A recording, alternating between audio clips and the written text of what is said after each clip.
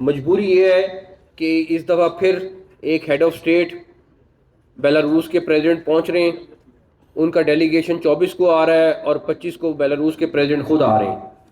तो हमने अपने इस्लामाबाद को सिक्योर करना है और उसके लिए आपकी टीम, आपके ऑफिसर्स, आप सब ने इसको इंश्योर करना है।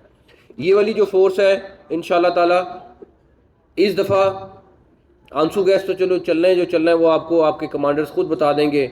इस दफ़ा आपने जो आएगा उसको अरेस्ट करना है, उसको जाने नहीं देना आपने। पकड़ेंगे। जो इस्लामाबाद में वायलेशन करेगा उसको आपने अरेस्ट करना है। तैयार हैं, तैयार है, तैयार है। इंशाल्लाह ताला। और दूसरे नंबर पर जो फोर्स आपने अपने एंटी राइट्स का जो इक्विपमेंट है वो पूरा पहनना है। आपकी जानें भी हमें उतनी अजीज़ हैं जितनी किसी और की हैं, तो अपना हेलमेट और पूरा सामान आपने पूरा पहनना है। किसी ने भी किसी किस्म की बेहतियाती नहीं करनी है, क्योंकि आप लोग हमें बहुत अजीज़ हैं।